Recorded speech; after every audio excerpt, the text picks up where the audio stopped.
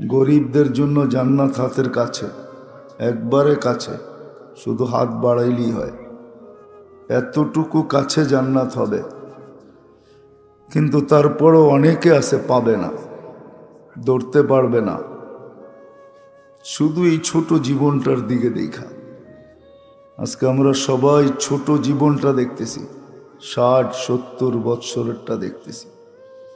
কে কি খাবে, কে কি পড়বে, কে কি রকম ঘর বানাবে, কে কতটুকু ভালোভাবে চলবে।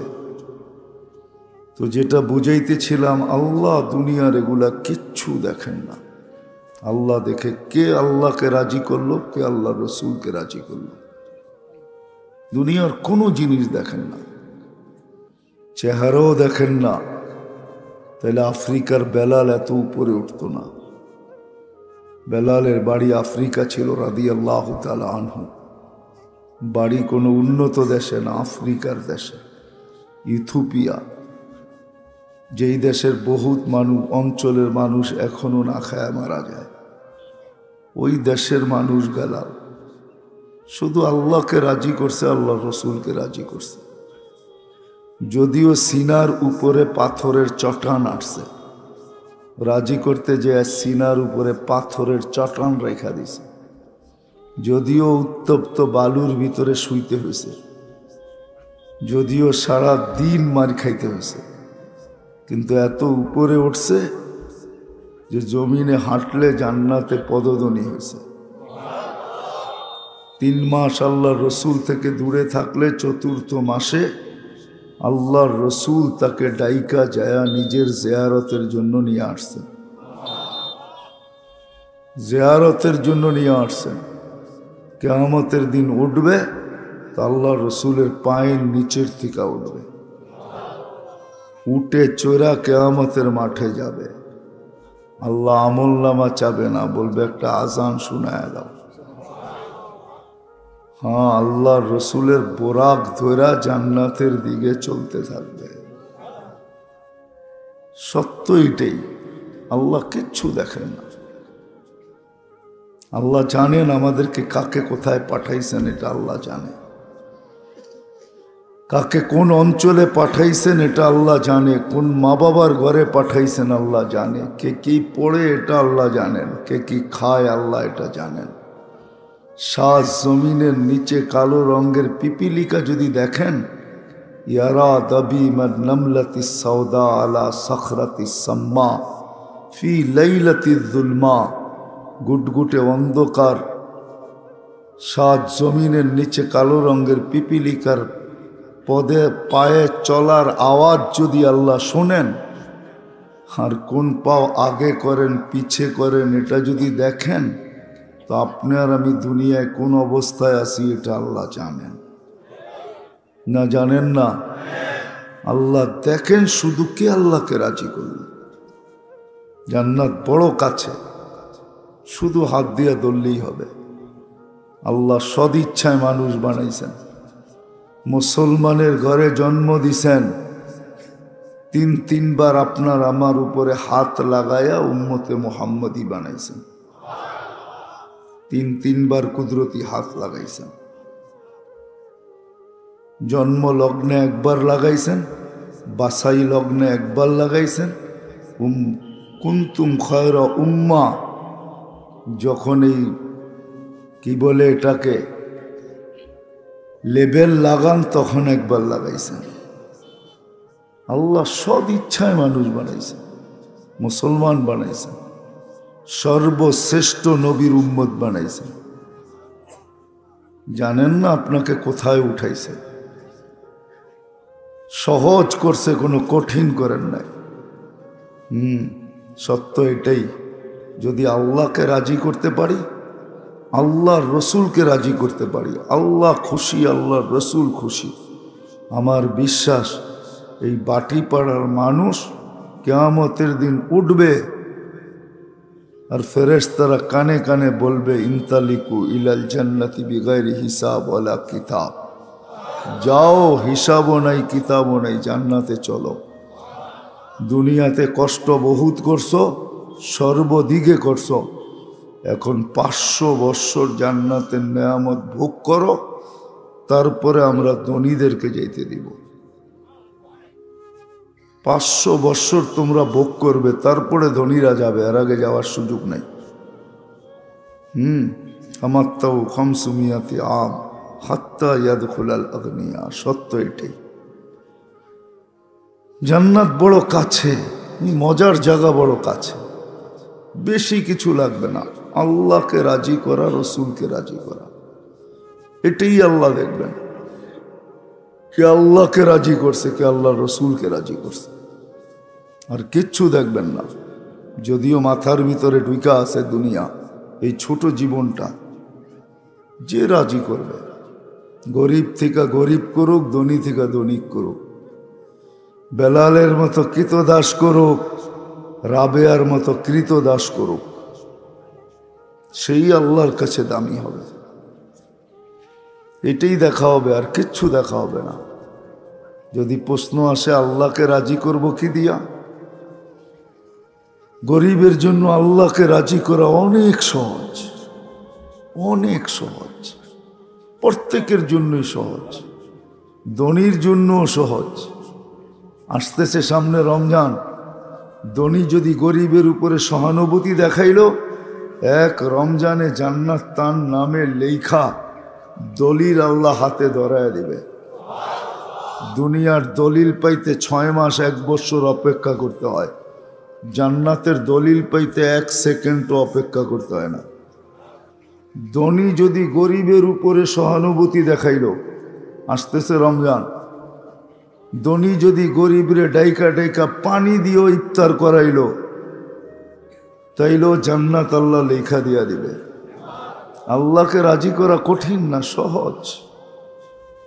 সহজ আল্লাহকে রাজি করা, বড় সহজ।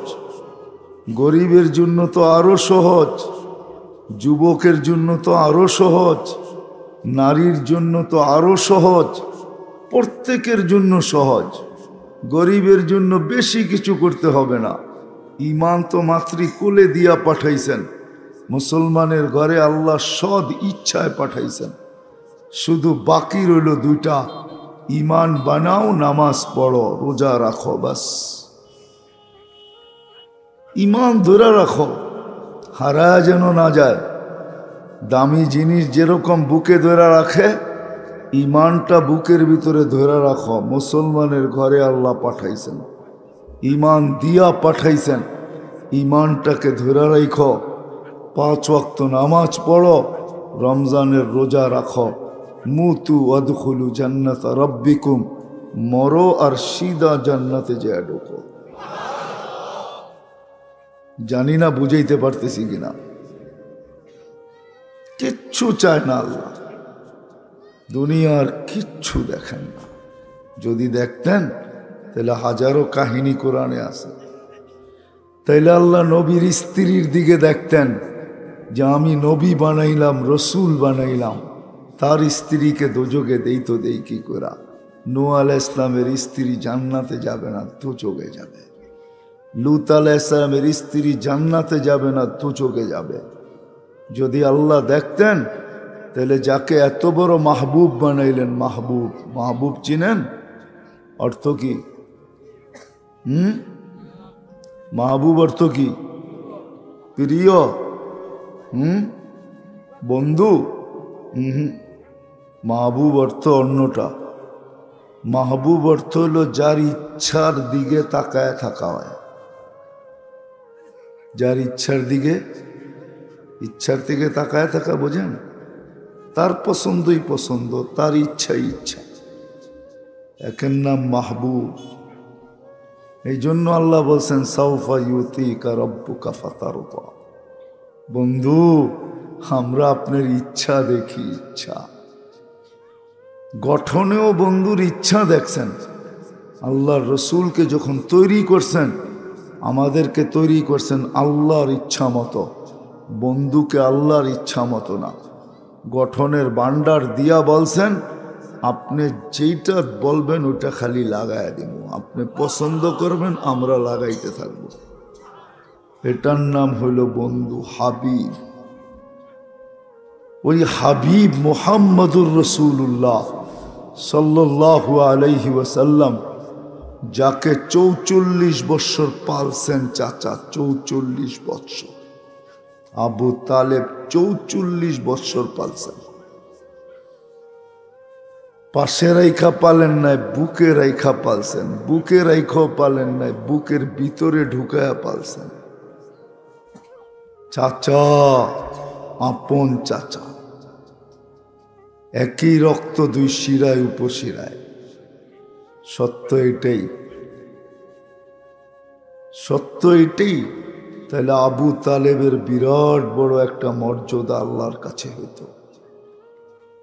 আল্লাহ সম্পর্ক দেখেন নাই, 2-3টা দেখাইলাম।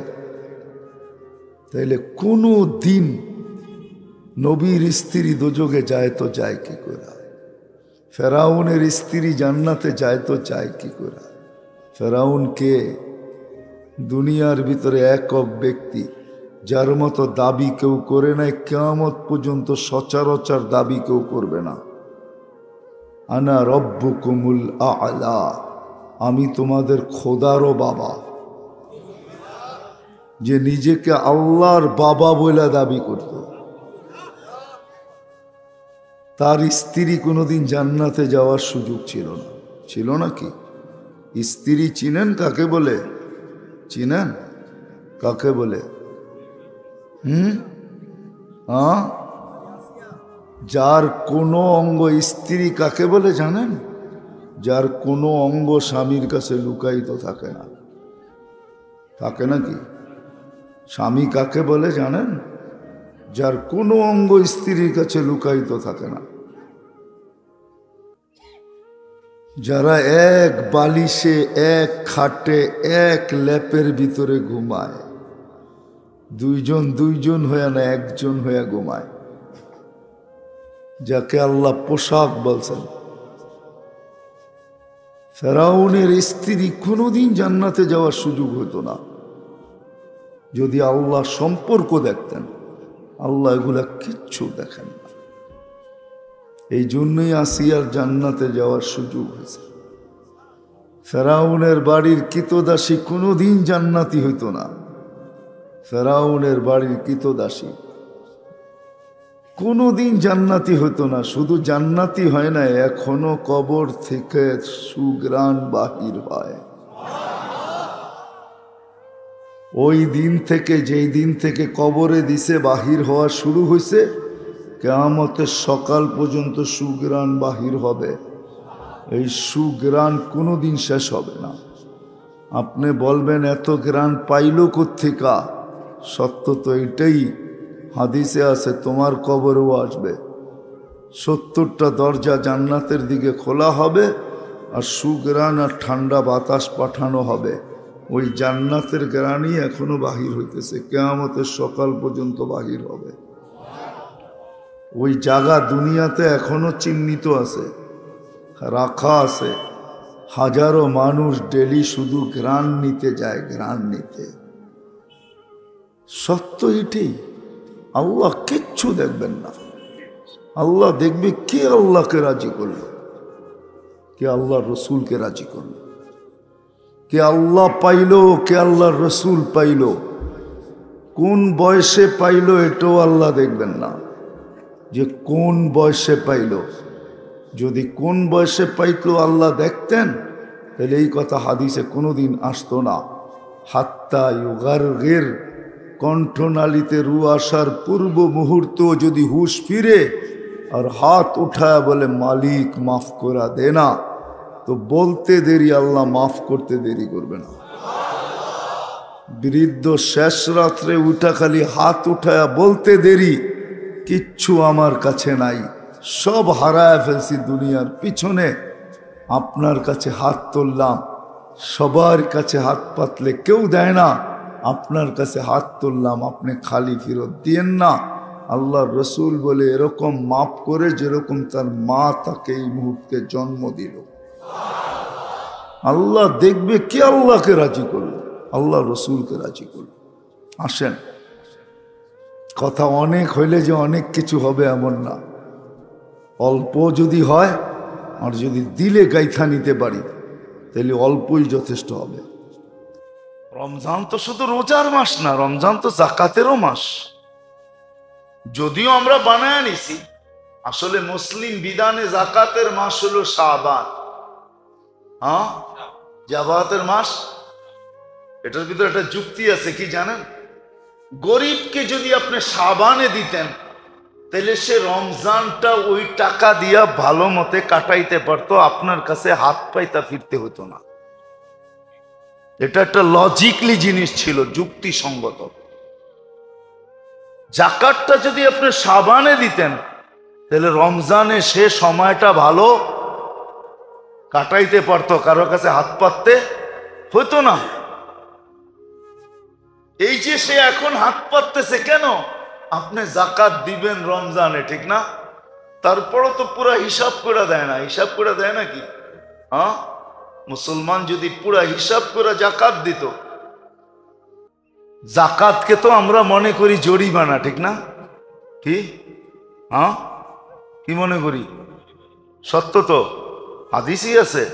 আল্লাহ রসুল বলছে একদিন আসবে আমার উম্মত জাকাতকে জরিমানা মনে করবে। যেদিন জাকাতকে জরিমানা মনে করবে ওই দিন তোমাদের জন্য ধ্বংস অনিবার্য। বিপদ এমনি আসে না, যাহারাল ফাসাদু ফিল বাররি ওয়াল বাহর বিমা কাসাবাত আইদিন নাস। দুর্যোগ এমনি আসে না, আর বিপদ এমনি শুধু শুধু আসে না। আমরা হাতে টাইনা নিয়ে আসি দুর্যোগ, বিপর্যয় আমরা নিয়ে আসি। জাকাত তো হিসাব করে দেয় না। বড়লোক হইয়া ভাবে আমি বড়লোক হয়েছি, আমাকে কে বড়লোক বানাইছে, ঠিক না? বড়লোক কে বানাইছে? হ্যাঁ, বড়লোক করে জিজ্ঞাসা করেন, বাড়িওয়ালারে জিজ্ঞাসা করেন বাড়িওয়ালা কে বানাইছে আপনাকে, সে বলবে আমি হয়েছি। আমি না বাড়ি বানাইলাম। পিছনে যে আল্লাহ আছে এটা ভুলেই যায়, ঠিক না? বড়লোককে বড়লোক কে বানাইছে? আগনা ও আফকার। আল্লাহ বলে ধনী তোকে কে বানাইলো, গরিব তোকে কে বানাইলো? ধনীকে ধনী কেন বানাইলেন, গরিবকে গরিব কেন বানাইলেন, এটাও কারণ আছে। এত সময় নাই, এটারও কারণ আছে। এই জন্যই কিতাবে আছে লাউলাল ফুকারা লাহালাকাল আগনিয়া। গরিব যদি না থাকতো তাহলে ধনীদেরকে টিকার কোনো সুযোগ ছিল না। ধনীদেরকে জমিন খায়া ফেলতো, জমিন কাউর খাওয়া দরকার ছিল না। সুন্দরবনের থেকে প্রাণী আসার দরকার ছিল না, আমাজনের থেকে প্রাণী আসার দরকার ছিল না। জমিন তাদেরকে খায়া ফেলতো, রাস্তায় হাঁটতো আর খায়া ফেলতো। আল্লাহর রসুল বলতেছে আনতুম তুরজাকুনা বিকুরাবাইকুম, গরিবদের কারণে তোমাদেরকে পালা হয়, তোমাদেরকে পালার কোনো দরকার ছিল না। গরিবদের কারণে বলছে, ডাইরেক্ট গরিবদেরকে দেন না কেন? এটারও জবাব আছে। ডাইরেক্ট যদি আল্লাহ গরিবদেরকে দিয়া দেয় তাহলে এরা বাদ পড়া যাবে, এদের বাঁচানোর আর কোনো সুযোগ থাকবে না। এই জন্য গরিবের মাধ্যমে ধনীকে আল্লাহ বাঁচান। রমজান প্রতি বৎসর আসে, আর প্রতি বৎসরই যতদিন দুনিয়া থাকবে ততদিন আসতে থাকবে, আর এটাই চিরাচরিত সত্য। অতীত আসতেছিলেন, ভবিষ্যতে যদিও বাঁচা থাকি তাইলে ভবিষ্যতেও রমজান আসতে থাকবে। রমজান আসতে আর আসতে থাকবে এটা প্রশ্ন না। প্রশ্ন হলো আমি কতটুকু রমজান দ্বারা উপকৃত হলাম।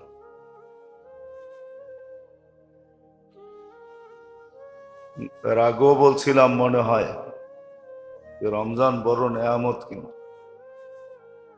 এটা পাওয়াটা আরো বড় নেয়ামত। যে পাইল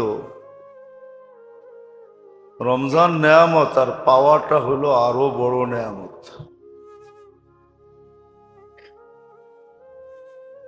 আর নিয়ম এটাই, লাইন শাকারতুম লাযীদান্নাকুম। নেয়ামত আল্লাহ এই জন্যই দেন যে এই নেয়ামত যেন আরো হাজারো নেয়ামতকে আকর্ষণ করে টাইনা নিয়ে আসে, আকর্ষণ করে তার দিকে। আরো হাজারো নেয়ামতের অধিকারী সে হয়। এই জন্যই নেয়ামত আসে।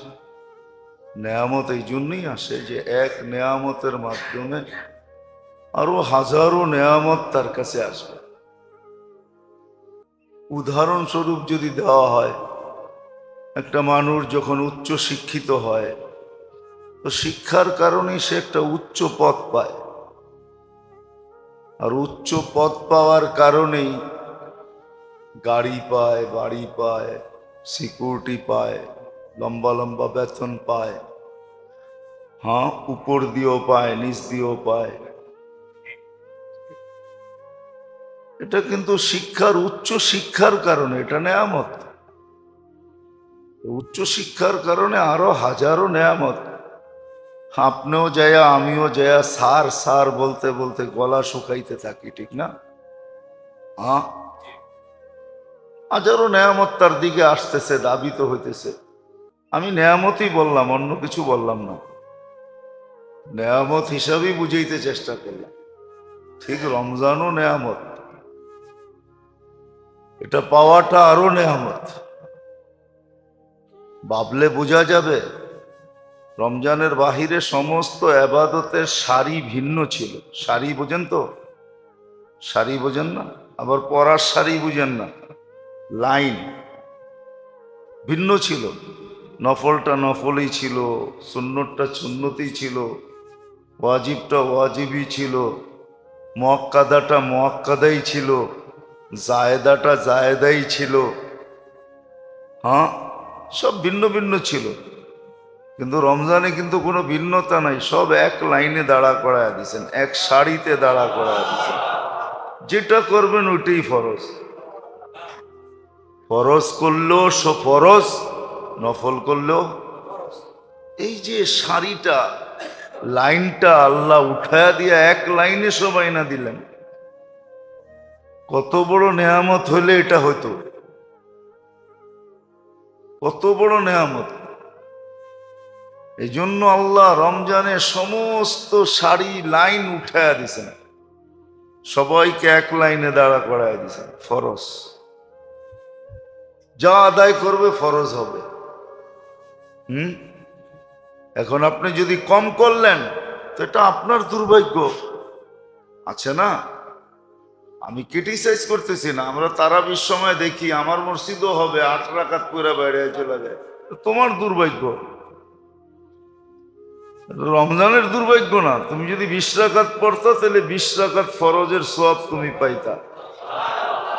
তুমি 8 রাকাত পড়ছো, 8 রাকাতের পাইছো, পাও না এরকম বলবো না আমি। 8 রাকাতের পাইছো, কিন্তু 12 রাকাতের কপাল তোমার পড়ছে। তুমি ইচ্ছা করলে আরো 12 রাকাত ফরজ অ্যাড করতে পারতে। ফরজ এরকম প্রত্যেক ইবাদতেই রমজানের সারি একটাই, লাইন একটা, সবগুলাকে গুটাইয়া আল্লাহ ফরজের জায়গায় দাঁড় করায় দিয়েছে। তো রমজান নেয়ামত পাওয়াটা আরো নেয়ামত। যে পাইল, পাইয়া কতটুকু উপকৃত হইলাম না। আমি আর আগের জুমাও বলছিলাম মনে হয় যে রমজানটা আসছে এই জন্য যে এই উম্মত, আমরা মানুষ হিসাবে আল্লাহর কাছে যতটুকু প্রিয় না, উম্মত হিসাবে আমরা আল্লাহর কাছে এর চেয়ে কোটি গুণ বেশি প্রিয়। আমাদের মূল্য কিন্তু মানুষ হিসাবে না। মানুষ যদি আমরা দেখি তাহলে আমরা মানুষ হিসাবে অনেক পিছে, আমাদের চেয়ে জানোয়ার ভালো। উলাইকা কাল আনাম, আমাদের চেয়ে জানোয়ার ভালো, আমাদের চেয়ে চতুষ্পদ প্রাণীগুলা ভালো। মানুষ হিসাবে দেখলে আমরা মানুষ হিসাবে আল্লাহর কাছে মূল্যায়িত না। আমরা উম্মত হিসাবে আল্লাহর কাছে মূল্যায়িত। হিসাবে উম্মত বুঝেন? কার উম্মত? নাম বলেন মুহাম্মাদুর সাল্লাল্লাহু আলাইহি ওয়াসাল্লাম। উনার উম্মত হওয়ার কারণে আমরা মূল্যায়িত। আমরা মানুষ হিসাবে মূল্যায়িত না। মানুষ হিসাবে আমরা অনেক পিছে। আপনি বলবেন আমরা তো উন্নত, উন্নত হইতে পারেন, উন্নত অন্য জিনিস, মানুষ অন্য জিনিস। উন্নত অন্য জিনিস, মানুষ অন্য জিনিস। আমরা মানুষ হিসেবে আল্লাহর কাছে মূল্যায়িত না, আমরা অনেক পিছে। আগের মানুষগুলা অনেক ভালো ছিল। আগের মানুষগুলা যান না, 50 বছর পিছে যান, দেখেন মানুষগুলা কেমন ছিল। 50 বছর পিছের মানুষগুলোই দেখেন, 50,000 বছর না, 50 বছর পিছে চলে যান। 50 বছর আগের মানুষগুলা কেমন ছিল, এখনকার মানুষগুলা কেমন। 50 বছর আগের মানুষগুলো এত শিক্ষিত ছিল না, এত উন্নত ছিল না। ওই সময় এদের হাতে মোবাইল ছিল না, কিচ্ছু ছিল না, টেলিফোনও ছিল না।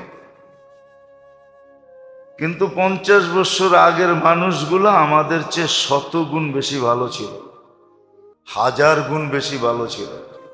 মানবতা ছিল ওদের ভিতরে, ওরা মানুষ ছিল। হ্যাঁ, এখন তো কাগজে কলমে লেখা মানুষ উড়াইয়া দেয়।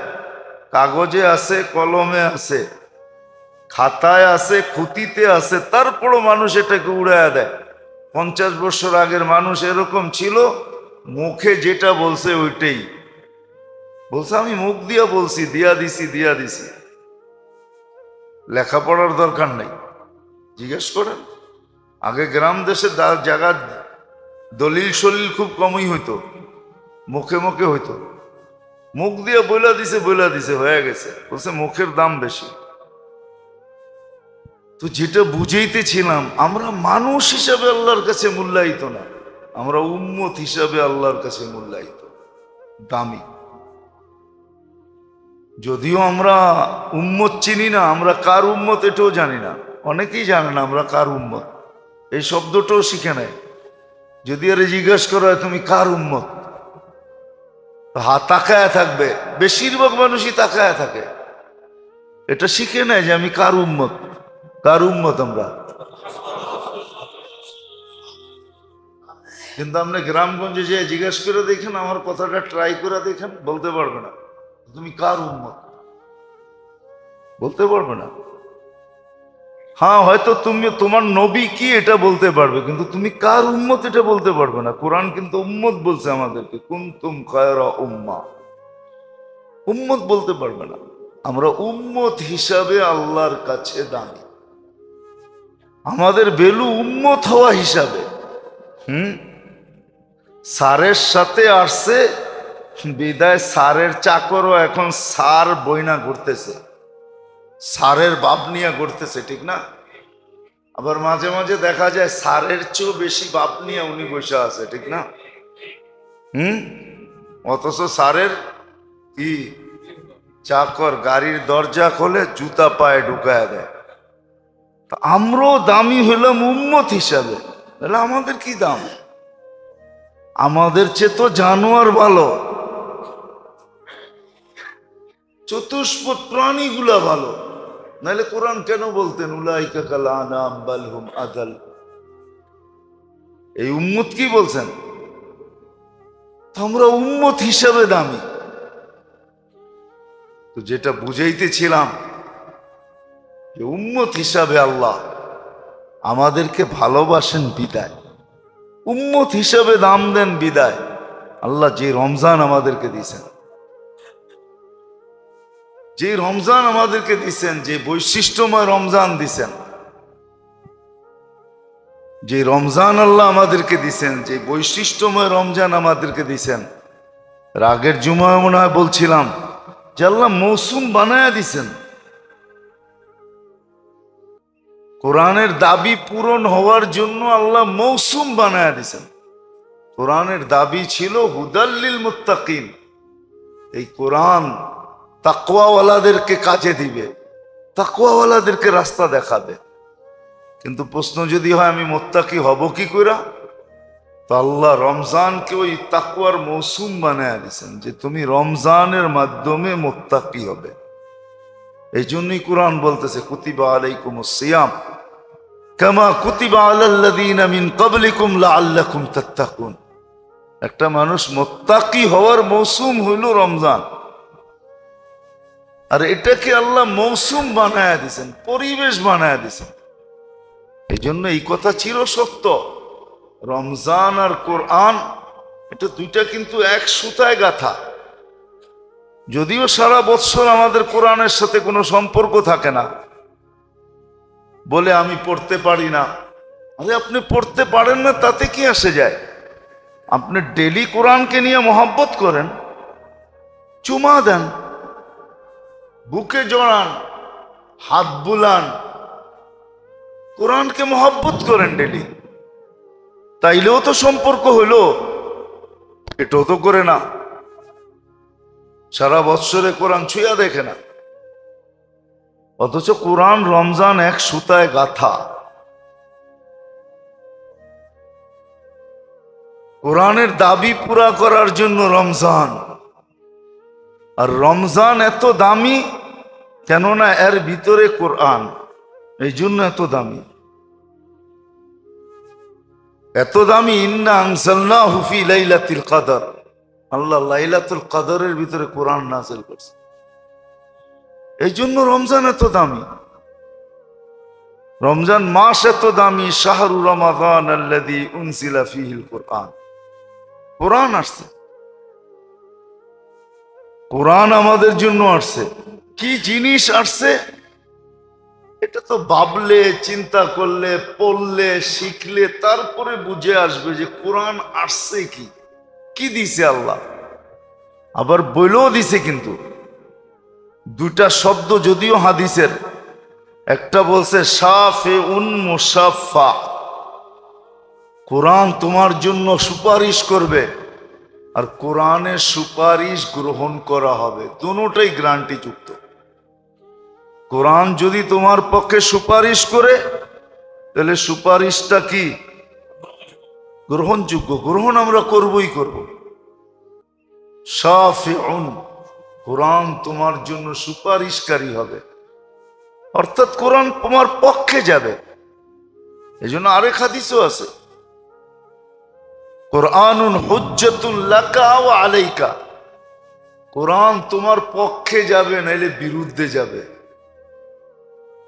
হ্যাঁ, এই জন্য তো আল্লাহ রসুল কিয়ামতের দিন এটা বলবে না যে এরা আমার বিরুদ্ধে চলে গেছে, এটা বলবে না যে আমি যা বলছি এটার বিরুদ্ধে চলে গেছে। কিয়ামতের দিন আল্লাহ রসুল মোকদ্দমা যেটা দায়ের করবেন, আমাদের বিরুদ্ধে যে কেস করবেন, এই কেসের প্রথম শিরোনাম থাকবে রব্বি ইন্না কওমি ইত্তাখাযু হাযাল কুরআনা মাহজুরা। শিরোনাম এটাই থাকবে, আল্লাহ আমার উম্মত এই কোরআনকে পিছে রেখে দিয়েছে, পিছে, আগে রাখে নাই। অথচ হাদিসে আছে মান জাআলাহু আমামাহু কাদাহু ইলাল জান্নাহ, যে কোরআনকে আগে রাখবে কোরআন তাকে টানতে টানতে জান্নাতে নিয়ে যাবে, হাকাইতে হাকাইতে জান্নাতে নিয়ে যাবে, পাহারা দিতে দিতে জান্নাতে নিয়ে যাবে। আমি তো বলি কোরআন মাথায় উঠায়া জান্নাতে নিয়ে যাবে, অথচ সারা বছর আমাদের কোরআনের সাথে কোনো সম্পর্ক নাই। এমনকি কোরআনের মাস রমজান, এই সময়ও কোরআনের সাথে কোনো সম্পর্ক নেই। তারাবিতে যে সবুরের সাথে শুনবে এরম লোকের সংখ্যা খুব কম। প্রথম 2-3 দিন খুব ছিল, মনে হয় এরকমই। আপনারা দেখছেন কিনা জানি না, আপনাদের এখানে আসে না মনে হয়, কেননা বুড়িগঙ্গায় ওই জোয়ার আসে না, আমাদের দেশে আসে। গ্রাম অঞ্চলে, দক্ষিণ অঞ্চলে, নদীমাতৃক এলাকায় আসে। হঠাৎ জোয়ারের আগে হঠাৎ জোয়ার আসে, তো পানিটা ঢেউয়ের সাথে আগে দৌড়াইতে থাকে। যখন বড় নদীর ভিতর থেকে ছোট নদীতে ঢোকে, তো পানিটা উঁচা হইয়া ঢেউয়ের আকৃতিতে কি করতে থাকে, দৌড়াইতে থাকে। আর এই দৌড়ানোর কারণে দুই কূলে যখন যে বাড়ি খায়, তখন অনেক কিছু এটার সাথে বাইসা আসে। তো ঠিক মনে হয় রমজানের সর্বপ্রথম 2-3 দিন মুসল্লি দিয়া মসজিদ ভরা ছিল, ওই ঢেউয়ের সাথে কিছু আইসা ঢুকে গেছে, হঠাৎ শয়তান বন্দী হয়েছে, তো তো হঠাৎের কারণে ধাক্কায় কিছু ঢুকে গেছে ভিতরে, ঢুকে গেছে, আবার খালি হয়ে গেছে। এখন খালি না? কি বলেন? এখন আবার খালি, প্রত্যেক মসজিদ এখন আবার খালি।